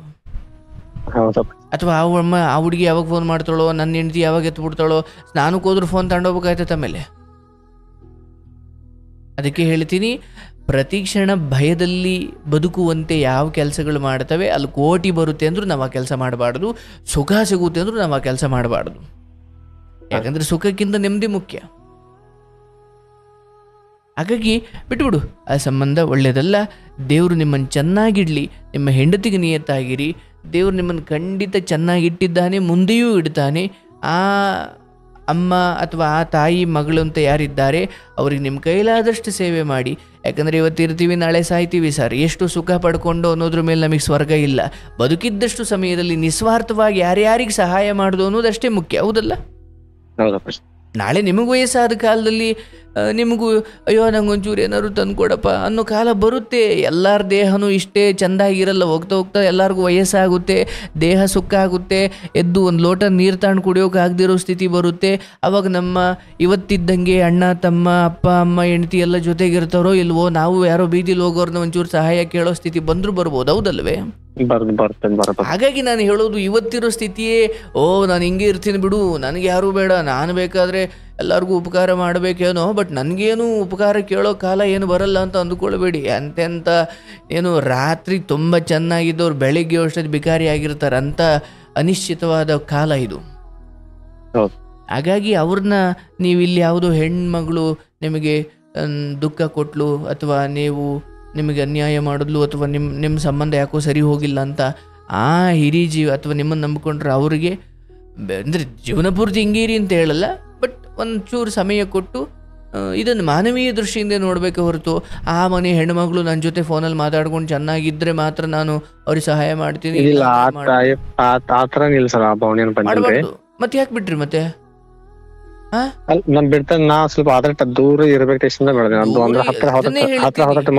ಸ್ವಾರ್ಥಕ್ಕೂ ನಿಸ್ವಾರ್ಥಕ್ಕೂ ವ್ಯತ್ಯಾಸ ಇದೆ. ನನಗೆ ಅವಳು ನನ್ನಂತೆ ಇಲ್ಲ ಅಥವಾ ಆ ಹೆಣ್ಮಗಳು ಅವಳು ಗಂಡನಿಗೆ ಹೇಳ್ಬಿಟ್ಲು, ಗಂಡನಿಗೆ ಗೊತ್ತಾಯ್ತು, ಅವ್ರು ಹಿಂಗೆ ಮಾಡಿಬಿಟ್ರು, ಇವಳಿಂದ ನನಗೆ ಹಿಂಗಾಯ್ತು ಅನ್ನೋ ಈ ಕಾರಣ ನಿನ್ನ ಸೇವಾ ಮನೋಭಾವಕ್ಕೆ ಅಡ್ಡ ಬರಬಾರ್ದು. ಹೀಗೆ ಸಂಬಂಧ ಬಿಟ್ಬಿಡು, ಅದು ಒಳ್ಳೇದಲ್ಲ, ಬಿಡಬೇಕು, ಬೇರೆ ದಾರಿ ಇಲ್ಲ. ಇದರಲ್ಲಿ ಮುಂದುವರೆದ್ರೆ ಇನ್ನು 8 ತಿಂಗಳೊಳಗಡೆ ನಿನ್ನ ಮನೆಯವರಿಗೆಲ್ಲ ಗೊತ್ತಾಗುತ್ತೆ ನಿನ್ನ ಸ್ಥಿತಿ ಹೆಂಗಾಗುತ್ತೆ ನೋಡು. ಆದರೆ ಇಲ್ಲೇನು ಮೊದಲು ಮಾತು ಕೊಟ್ಟಿದ್ದೇವೆ, ವಚನ ಕೊಟ್ಟಿದ್ದೇವೆ, ನಾವು ಮಾಡ್ತೀವಿ ಅಥವಾ ನಮ್ಮ ಕೈಲಾದ್ದೇನೋ ಮಾಡ್ತೀವಿ ಮಾಡಿ, ಅಯ್ಯೋ ಕಡೆಗೆ ಅವರೂ ಒಂದಿವ್ಸ ಬೇಡ ಅಂದ್ರ ಬಿಡಿ. ಹಂಗಂತ ಮುಂಗೆ ಜೀವನ ಪೂರ್ತಿ ಮಾಡಿ ಅಂತ ಅಲ್ಲ, ಯಾಕೋ ನನ್ನ ಮನಸ್ಸು ಸರಿ ಇಲ್ಲ, ದಯವಿಟ್ಟು ಬೇರೆ ದಾರಿ ನೋಡ್ಕೊಳ್ಳಿ, ನಿಮ್ಗೆ ಒಳ್ಳೇದಾಗಲಿ ಅಂತ ತುಂಬ ಮನಸ್ಸಿನಿಂದ ಆಚೆ ಬರಬೇಕೆ ಹೊರತು ನನಗೆ ಹಿಂಗೆ ಮಾಡಿಬಿಟ್ರು ಹಂಗೆ ಮಾಡಿಬಿಟ್ರು ನಾನು ಹೆಂಗೆ ತಪ್ಪು ದಾರಿ ಹಿಡಿದಿದ್ದೆ ಅದಕ್ಕೆ ನನಗೆ ಹಿಂಗಾಗಿದೆ ಹೊರತು ಯಾರೂ ನಿಮ್ಗೆ ಅನ್ಯಾಯ ಮಾಡಿಲ್ಲ ಸರ್. ಇಲ್ಲಿ ನನ್ನ ದಾರಿ ಶುದ್ಧ ಇದ್ದು ನನಗೆ ಅನ್ಯಾಯ ಆದರೆ ಗುರುಗಳೇ ಈಗ ನೋಡಿ ಅನ್ಯಾಯ ಮಾಡಿಬಿಟ್ರು ಅಂತ ಕೇಳ್ಬೋದು. ದಾರಿನೇ ನೆಟ್ಟಗಿಲ್ಲ, ಇಲ್ಲ ಅಲ್ಲಿ ಏನು ಧರ್ಮ ಸಿಗೋಕೆ, ಅಲ್ಲಿ ಅಮೃತ ಸಿಗೋಕ್ಕೆ ಸಾಧ್ಯನ? ಸಿಗೋದೇ ವಿಷ. ಹಾಗಾಗಿ ದಾರಿ ಶುದ್ಧ ಇದ್ದರೆ ನಾವು ತಲುಪುವ ಸ್ಥಳವೂ ಶುದ್ಧವಾಗೇ ಇರುತ್ತೆ, ಸುಂದರವಾಗೇ ಇರುತ್ತೆ. ಆದರೆ ದಾರಿಯೇ ಈ ಮಟ್ಟಿಗೆ ತಪ್ಪು ಉದ್ದೇಶದಿಂದ ಕೂಡಿದರೆ ಅದು ದುರಂತದಲ್ಲೇ ಅಂತ್ಯವಾಗುತ್ತೆ. ಬೇಡ, ಎಲ್ಲ ಒಳ್ಳೆಯದಾಗಲಿ. ನಿಮ್ಮಲ್ಲಿ ಒಳ್ಳೆತನ ಇದೆ, ನನಗೆ ಅರ್ಥ ಆಗುತ್ತೆ, ನಿಮ್ಮ ಮುಗ್ಧತೆ ಇದೆ, ನಿಮ್ಮಲ್ಲೊಂದು ಏನು ಆ ಮುಗ್ಧ ಹೃದಯ ಇದೆ. ಆದರೆ ಕಾಮ ಅಥವಾ ಈ ಹೆಣ್ಣಿನ ವಿಚಾರದಲ್ಲಿ ತಪ್ಪು ಮಾಡಿದವರು ಯಾರೂ ಇಲ್ಲ ಸರ್, ಎಲ್ಲರೂ ಆನಂತರವೇ ತಿದ್ದುಕೊಂಡಿರೋದು. ಬಟ್ ನಿಮಗೀಗ ತಿದ್ದುಕೊಳ್ಳೋ ಸಮಯ ಬಂದಿದೆ. ಆನಂತರ ಅವಾಗ ಮುಂದುವರಿಸಿದ್ರೆ ನಿಮ್ ಮಾತು ಕೇಳ್ತ ದುಃಖ ಹೋಗ್ಬೇಕಂತೇಳಿ ನಿಮ್ ಕಾಲ್ ಬಿಡ್ತಾರೆ. ಆ ಈಗ ನಾನು ಕಾರ್ಯಕ್ರಮ ಕೇಳ್ತಾ ಇದ್ದೀನಲ್ವಾ, ಆದ್ರೆ ನಿಮ್ ಮಾತು ಕೇಳಿ ತೆಗೆದುಕೊಳ್ಬೇಕಂತೇಳಿ ಕಾಲ್ ಮಾಡಿದ್ದೇನ್ರಿ. ಆದ್ರೆ ಇವಾಗ ಏನಾಗ್ತಾ ಇದೆ ಅಂದ್ರೆ ಅವ್ರ ತಾಯಿಯವರಲ್ಲಿ ನಾಂದ್ರ ಏನು ಬೇಡ ಸ್ವಲ್ಪ ಹಿಂಗ್ ಚೆನ್ನಾಗಿರ್ಬೇಕು ಮಾಡೋಣ, ಅವ್ರ ತಾಯಿಯವರು ಬಿಡ್ತಾ ಇರ್ಲಿಲ್ಲ. ಆ ಕಣ್ಣೀರ್ನ ನೋಡಕಾಲರಕ ನಮಗೆ ಏನ್ ಮಾಡ್ಬೇಕು ಅರ್ಥ ಆಗ್ತಾ ಇದೆ. ಅದಕ್ಕೆ ಕೇಳಿದ್ನಲ್ಲ, ಇನ್ನೊಂದಷ್ಟು ಸಮಯ ಯಥಾವತ್ ಮಾಡಿ ನಾನು ಇಷ್ಟ ಅವ್ರ ಹಿಂಗ ಆಗಿತ್ತು ಅಂತ ನಾ ಏನ ಬಿಡ್ತೆ ಅಂತ ಅಂದಿಲ್ಲ, ಏನಿಲ್ಲ. ನಾ ಮಾಡೋದು ನನ್ನ ಪ್ರಯತ್ನ ನಾ ಮಾಡ್ತಾ ಇದ್ದೀನಿ. ಕೈಲಿ ಆದಷ್ಟು ಮಾಡಿ, ಅದ್ರಲ್ಲಿ ಧರ್ಮ ಇದೆ ಸರ್. ನಾನು ಆದ್ರೆ ಇವಾಗ ಹಿಂಗ ಮತ್ತೆ ಹೆಂಗಿಟಪ್ಪ, ಈಗ ನಾ ಅಲ್ಲಿ ಜಾಸ್ತಿ ಹೋಗೋದು ಮತ್ತೆ ಅವ್ರು ನನ್ನ ಮಾಡ್ತಾ ಇದ್ರೆ ಈ ಮತ್ತೆ ನಮ್ಮ ಇಬ್ಬರೊಳಗೆ ಮತ್ತೆ ಜಾಸ್ತಿ ಆಗುತ್ತೆ. ಜಾಸ್ತಿ ಮಾಡಬಾರ್ದು. ನಾನು ಹೇಳ್ತೀನಲ್ಲ, ನಿಮ್ಮ ಹೆಂಡತಿ ನಿಮ್ಮ ಫೋನನ್ನು ಮುಟ್ಟಬೇಕು, ನೋಡಬೇಕು. ನಾನು ಹೇಳೋದು, ನೀವು ಯಾರ ಹತ್ರನೂ ಏನೋ ಮುಚ್ಚಿಡೋ ತರ ನಿಮ್ ಜೀವನವನ್ನು ಇಟ್ಕೊಳ್ಬಾರ್ದು. ಒಂಥರ ಏನಾಗಿದೆ ಅಪ್ಪಾಜಿ ಅಂದ್ರೆ ಅವ್ರದ್ದು ಮತ್ತು ಒಂದೇ ಫ್ಯಾಮಿಲಿ ಆದಂಗ ಆಗ್ಬಿಟ್ಟಿದೆ. ತೊಂದ್ರೆ ಇಲ್ಲ. ನಮ್ಮ ಮನೇಲಿ ಆದ್ರೆ ಅವ್ರು ಸ್ವಲ್ಪ ಏನ್ ಬರ್ತಂದ್ರೆ ನಮ್ಮದು ಬಿಟ್ಟು ಅಲ್ಲೇ ಕಳಿಸ್ತಾರ ನನ್ರಿ. ಆಯ್ತು, ತಪ್ಪಿಲ್ಲಪ್ಪ. ಆದ್ರೆ ನಾನು ಹೇಳ್ತೀನಲ್ಲ, ನೀನು ವೇಶ್ಯ ಮನೆಗೂ ಹೋಗ್ಬಾ, ಆದ್ರೆ ಆ ವೇಶ್ಯೆಗೆ ಔಷಧಿ ಕೊಟ್ಟು ಬರಕ್ ಹೋಗ್ಬಾ ಅಷ್ಟೇ. ಹೌದಲ್ಲ? ವ್ಯತ್ಯಾಸ ಇದೆ, ಹೌದಲ್ಲ? ಅರ್ಥಾತ್ ಸ್ಥಳದ ಕಾರಣಕ್ಕೆ ಒಬ್ಬ ಮನುಷ್ಯನನ್ನು ಅಳಿಯೋಕ್ಕಾಗಲ್ಲ. ಈಗ ಬಾರ್ ಒಳಗಡೆ ಇರೋ ನಮ್ಮ ಅಪ್ಪನ ಕರ್ಕೊಂಬರಕ್ಕೆ ನಾನು ಹೋಗಿದ್ದೆ ಅನ್ಕೋ, ನಾನು ಅಲ್ಲಿಗೆ ಹೋದ ಕಾರಣಕ್ಕೆ ನನ್ನನ್ನು ಕುಡ್ಕ ಅಂತ ಯಾರೋ ಅಂದ್ಕೊಳ್ತಾರೆ ಅನ್ಕೋ, ಅದು ನನ್ನ ತಪ್ಪಲ್ಲ. ಅರ್ಥಾತ್ ಬಾರ ಮುಂದೆ ನಿಂತ ಕಾರಣಕ್ಕೆ ನನ್ನನ್ನು ಕುಡ್ಕ ಅಂತಾರೆ ಅನ್ನೋದಾದ್ರೆ ಈ ಜಗತ್ತಿನ ಅಭಿಪ್ರಾಯಕ್ಕೆ ನಾನು ಹೊಣೆ ಅಲ್ಲ. ಹೌದಲ್ವೇ? ವೇಶ್ಯ ಮನೆಗೆ ಆ ವೇಶ್ಯಗೇನು ಹುಷಾರಿರ್ಲಿಲ್ಲ, ಪಾಪ ಏನು ಬೇಡ್ಕೊಂಡು ಔಷಧಿ ಕೊಟ್ಟು ಬರಕ್ಕೆ ಹೋಗಿದ್ದೆ ಅನ್ಕೋ, ಅದು ನಿನ್ನ ಸೇವೆಯೇ ಹೊರತು ಆ ಮನೆಯಿಂದ ಹೊರಗಡೆ ಬಂದ ಕಾರಣಕ್ಕೆ ಜನ ಏನು ಅಂದ್ಕೊಳ್ತಾರೆ ಅದು ಮುಖ್ಯ ಅಲ್ಲ. ಧರ್ಮ ಇಷ್ಟು ಸೂಕ್ಷ್ಮವಾಗಿದೆ. ಹಾಗಾಗಿ ನೀವು ಅವರಿಗೆ ಫ್ಯಾಮಿಲಿ ಆಗಿದ್ದೀರಿ ಅಥವಾ ಪರಸ್ಪರ ನೀವು ಹತ್ರ ಆಗಿದ್ದೀರಿ, ಮಾಡಿ, ನಿಮ್ಮ ಸೇವೆ ನೀವು ಮಾಡಿ, ನಿಮ್ಮ ಕೈಲಾದಷ್ಟು ಮಾಡಿ, ತುಂಬ ಮಾಡಿ ಅಂತ ಕೇಳಲ್ಲ. ಆದರೆ ಈ ಲೆಕ್ಕಾಚಾರಗಳ ಮೊದಲು ಬಿಡಿ. ತಪ್ಪಿರೋದು ಅದರಲ್ಲೇ ಹೊರತು ಸೇವೆಯಲ್ಲ. ಹೌದಲ್ಲ? ಸರಿ. ಆ ಗಂಡು ದಿಕ್ಕಿಲ್ಲದ ಮನೆಯಲ್ಲಿ ಒಬ್ಬ ಗಂಡಸಾಗಿ ಒಬ್ಬ ಮನೆಯ ಮಗನಂತೆ ಅಥವಾ ಆ ಮನೆಗೆ ಅಣ್ಣನಾಗು ತಮ್ಮನಾಗು ಏನೋ ಮಾಡಿದ್ದೀರಲ್ಲ, ಅದು ನಿಮ್ಮ ಪುಣ್ಯ ಇದೆ, ಅದು ನಿಮ್ಮನ್ನು ಕಾಯುತ್ತೆ, ಅದನ್ನೇ ನಿಮ್ಮನ್ನು ಕೈ ಬಿಡಲ್ಲ. ನನ್ನ ಪ್ರಕಾರ ಅದೇ ನಿಮ್ಮನ್ನು ಇಷ್ಟಕ್ಕೆ ಇದನ್ನು ನಿಲ್ಲಿಸಿರೋದು, ಇಲ್ಲಾಂದರೆ ದೊಡ್ಡ ರಾದಂತ ಆಗ್ಬಿಟ್ಟಿರೋದು. ಸೇವೆ ಮಾಡಿ ನಿಮ್ಮ ಮನೆಗೆ ಹತ್ರ ಇದ್ದಾರಾ ಪರವಾಗಿಲ್ಲ, ಮೊದಲಂತೆ ಇರಲಿ. ಆದರೆ ಈ ಲೆಕ್ಕಾಚಾರಗಳಿದ್ದಾವಲ್ಲ, ಅವಳ ಹೆಂಡತಿ ಫೋನ್ ಮಾಡೋದು, ಮಾತಾಡೋದು, ಮೀಟ್ ಆಗೋದು, ಒಂದು ದಿವಸ ಬರುತ್ತೆ ಸರ್, ಎಲ್ಲ ಡಿಜಿಟಲ್ಲು, ಎಲ್ಲ ಕಾಲ್ ರೆಕಾರ್ಡ್ ಇರುತ್ತೆ. ಒಂದು ದಿವಸ ಕೆಟ್ಟಗಳಿಗೆ ಬಂದಾಗ ಎಲ್ಲ ಕಡೆ ಸಿಗಾಕೊಂಡ್ಬಿಡ್ತೀರ. ಬೇಡವೇ ಬೇಡ. ಗಂಜಿ ಕುಡಿದು ಮನೇಲಿ ಮಲಗಿದ್ರು ಪರವಾಗಿಲ್ಲ, ಒಂಟಿಯಾಗಿದ್ರು ಪರವಾಗಿಲ್ಲ, ರಾಮ ರಾಮ ರಾಮ ರಾಮ ಕೃಷ್ಣ ಕೃಷ್ಣ ಅಂದುಕೊಂಡು ಸಮಯ ಕಳೆದ್ರೂ ಪರವಾಗಿಲ್ಲ. ಅಂದರೆ ಪರಸ್ತ್ರೀ ಸವಾಸ ಬೇಡ. ಮಾಡು, ಆ ಸೇವೆ ಮುಂದುವರಿಸಿ, ಅದರಲ್ಲಿ ಏನು ತಪ್ಪಿಲ್ಲ. ಅವರೇನು ಪಾಪ ನಿಮ್ಮನ್ನು ಕಷ್ಟ ಅಂತ ಕೇಳಿದ್ದಾರೆ, ಅದನ್ನೆಲ್ಲ ಅರ್ಧದಲ್ಲಿ ಕೈ ಬಿಡೋದು ಒಳ್ಳೇದಲ್ಲ. ಇದೊಂದು ಭಗವಂತ ನಿಮಗೆ ಕೊಡ್ತಿರೋ ಪರೀಕ್ಷೆ ಎಂದುಕೊಳ್ಳಿ. ಆ ಹೆಣ್ಣು ತನ್ನ ಗಂಡನಿಗೆ ನಿಯತ್ತಾಗಿರಲಿ, ನೀವು ಅಡ್ಡ ಹೋಗೋದ್ರಿಂದ ನಿಮ್ಗೆ ಒಳ್ಳೇದಾಗಲ್ಲ. ಬಹುಶಃ ನೀವು ಮೊದಲನೇ ದಿನನೇ ಎಡಮ ಫೋನು, ನಿಮ್ಮ ಅಮ್ಮನಿಗೂ ನಿಮ್ಮ ತಮ್ಮನಿಗೂ ನಿಮ್ಮ ತಂಗಿಗೂ ಏನೋ ಉಪಕಾರ ಮಾಡ್ತಿದ್ದೀವಿ ಹೊರತು ನಾನು ಇದಕ್ಕೆಲ್ಲ ಈ ಕೆಟ್ಟ ದಾರಿಗೆಲ್ಲ ನಾನು ಬರೋನಲ್ಲ, ದಯವಿಟ್ಟು ನಾನು ಅದಕ್ಕೆ ಬಂದಿಲ್ಲ, ಬಿಟ್ಬಿಡಿ ನನ್ನ ಅಂತ ಅವತ್ತು ಹೇಳಿದರೆ ಅವಳು ಸಂಸಾರನ ನೆಟ್ಗಿರೋದು. ಅಂಡ್ ಇದೆಲ್ಲ ಗೊತ್ತಾದ್ಮೇಲೆ ಅವಳು ಗಂಡ ಇವತ್ತು ನರಕ ತೋರಿಸ್ತಾ ಇರ್ತಾನೆ ಅವಳಿಗೆ. ಹೌದಲ್ಲಪ್ಪ? ನೀನೇ ಕಾರಣ ಇದಕ್ಕೆಲ್ಲ. ತಿದ್ದುಕೋ, ಪಾಪ ಪರಿಹಾರ ಮಾಡ್ಕೋ. ಹೆಂಗೆ ಮಾಡ್ಕೊಳ್ಳೋದು? ಆ ಕರೆ ಮಾಡೋದು, ವಾಟ್ಸಪ್ ಅದೆಲ್ಲ ಬ್ಲಾಕ್ ಮಾಡಿ ಬಿಸಾಕು. ನಿನ್ನ ಊರಿಗೆ ಬಂದರೆ ಎಂದೋ ಮಾತಾಡಿಸೋದ್ರೆ ಮಾತಾಡು, ಇಲ್ವಾ ಸುಮ್ಮನೆ ಬಿಟ್ಟುಬಿಡು. ಯಾಕಂದ್ರೆ ಇವೆಲ್ಲ ದೊಡ್ಡದಾಗೋದ್ರಿ. ಇವತ್ತು ಯಾರ್ಯಾರೋ ಎಲ್ಲೆಲ್ಲೋ ಇದ್ದಾರೆ ಸರ್, ದೊಡ್ಡವರೇ, ಇಂಥ ದಾರಿಲಿ ಹೋದವರು. ಕಡೆಗೆ ಯಾವಂತಕ್ಕೆ ಹೋಗ್ಬಿಡುತ್ತೆ ಅಂದರೆ, ನಿನ್ನ ಹೆಂಡ್ತಿ ಬಿಟ್ಟಾದ್ರೂ ಸರಿ, ನೀನು ಅವಳ ಜೊತೆ ಹೋಗು ಅನ್ನುತ್ತೆ ಒಳಗಡಿನ. ಆ ಯಾವುದನ್ನು ರೂಢಿ ಮಾಡಿಬಿಟ್ಟಿರ್ತೀರ ನಿಮ್ಮ ಇಂದ್ರಿಯಗಳಿಗೆ. ನನಗೆ ಅವಳೇ ಬೇಕು ಅಂತ. ನಿಮ್ಮ ಹೆಣ್ತಿದ್ದೀರಲ್ಲ, ಶತ್ರುವಾಗಿ ಕಾಣೋಕೆ ಶುರು ಮಾಡಿಬಿಡ್ತಾರೆ. ಮನೆ ಸ್ಮಶಾನ ಆಗ್ಬಿಡುತ್ತೆ ಮನೆ. ಯಾಕಂದರೆ ಹೊರಗಡೆ ಯಾರೋ ಹಿಂಗೆ ಸುಖ ಕೊಡೋ ಅಥವಾ ಹೊರಗಡೆ ಯಾರೋ ಹಿಂಗೆ ಸುಖ ತೀರಿಸೋ ಹೆಣ್ಮಗಳು ಸಿಕ್ಕಿದಾಗಲೇ ನಿಮ್ಮ ಹೆಂಡತಿ ಬಗ್ಗೆ ನಿಮಗೆ ಕೆಟ್ಟ ಅವಳ ಬಗ್ಗೆ ಆಸಕ್ತಿ ಬರಲ್ಲ, ಅಥವಾ ಅವಳನ್ನು ಚೆನ್ನಾಗಿ ಮಾತಾಡಿಸ್ಬೇಕು ಅನ್ಸಲ್ಲ. ಬಿಟ್ಬಿಡಿ. ಯಾಕೆ ಸುಮ್ಮನೆ ನಾಳೆ ದಿನ ಆ ಹೆಣ್ಣು ತನ್ನ ಗಂಡನಿಗೆ ಅನ್ಯಾಯ ಮಾಡೋದು, ನೀವು ನಿಮ್ಮ ಹೆಂಡತಿಗೆ ಅನ್ಯಾಯ ಮಾಡೋದು? ಇಲ್ಲ, ಆ ರೀತಿಯಲ್ಲಿ ಸಿಗುವ ಯಾವ ಸುಖವೂ ಶಾಶ್ವತವಲ್ಲ. ಆ ಸುಖ ದುಃಖದ ಮುಖವಾಡ, ದುಃಖವೇ ಸುಖದ ಮುಖವಾಡವನ್ನು ತೊಟ್ಟಿದೆ. ಆದರೆ ನಿಮಗದು ಸುಖದ ಥರ ಕಾಣ್ತಿದೆ, ಆದರೆ ನಿಜವಾದ ನರಕ ಇದೆ ಅದರಿಂದ ಆಚೆಗೆ. ಅದು ನಿಮಗೆ ಗೊತ್ತಾಗದೇ ಇರ್ಬೋದು. ಬಟ್ ಈ ದಿನ ಏನೋ ಗೊತ್ತಾಗಿದೆ, ತಿಳ್ಕೊಳ್ಳೋಕೆ ಬಂದಿದ್ದೀರಿ. ದೇವ್ರು ನಿಮ್ಗೆ ಒಳ್ಳೇದು ಮಾಡಲಿ, ನನಗೆ ನಂಬಿಕೆ ಇದೆ.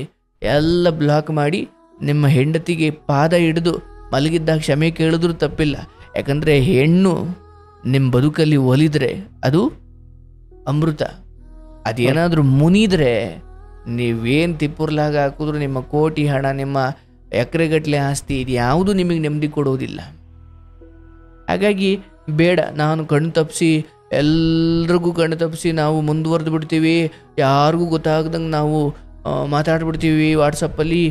ನಮ್ಮನ್ನು ಯಾರು ಗೊತ್ತಾಗಲ್ಲ ಬಿಡು, ನಾವು ಫುಲ್ಲು ರಹಸ್ಯ ಮಾಡಿಬಿಡ್ತೀವಿ, ಹಂಗೆ ಮಾಡಿಬಿಡ್ತೀವಿ. ಹಂಗಿದ್ದಿದ್ರೆ ಈಗ 8 ವರ್ಷದಲ್ಲಿ ಯಾಕೆ ಗೊತ್ತಾಗೋದು? ಒಂದು ತಿಳ್ಕೊಳ್ಳಿ, ಅವನ್ನೆಲ್ಲ ಮುಚ್ಚಿಟ್ಟವ್ರು ಈ ಜಗತ್ತಲ್ಲಿ ಯಾರೂ ಇಲ್ಲ. 8 ಕಲ್ದಿರ 16 ಅದು ಆಚೆ ಬರಲೇಬೇಕು, ಬಂದೇ ಬರುತ್ತೆ.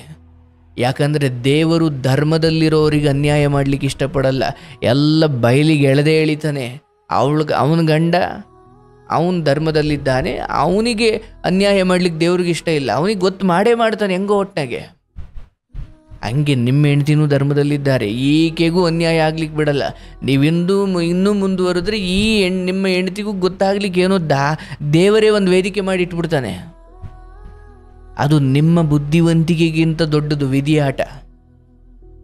ಬಿಡು, ಯಾರಿಗೂ ಗೊತ್ತಾಗಲ್ಲ, ಡಿಲೀಟ್ ಮಾಡಿಬಿಡೋಣ, ಹಂಗೆ ಹಿಂಗೆ ಅಂತ ಏನು ಬುದ್ಧಿವಂತಿಕೆ ಮಾಡ್ತಿರಲ್ಲಪ್ಪ, ಇದಕ್ಕಿಂತ ವಿಧಿಯ ಆಟ ಬೇರೆಯೇ ಇರುತ್ತೆ.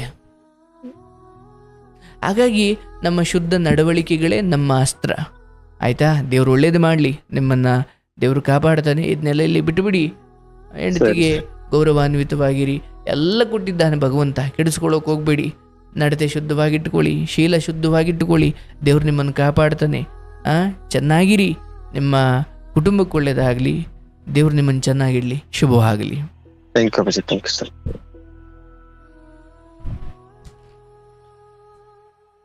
ಗೋವಿಂದ ನೋಡಿ, ಪಾಪ ಪಶ್ಚಾತ್ತಾಪ ಆಗಬೇಕು ಮನುಷ್ಯನಿಗೆ. ಅವರಿಗೀಗ ಅಂಥದ್ದೇನೋ ಅನಿಸಿದೆ, ಅಯ್ಯೋ ನಾನು ಹಿಂಗೆ ಮಾಡಬಾರ್ದಿತ್ತು ಅಥವಾ ತಪ್ಪಾಯಿತು ಅಂತ. ಹಾಗಾಗಿ ಈಗ ಪಾಪ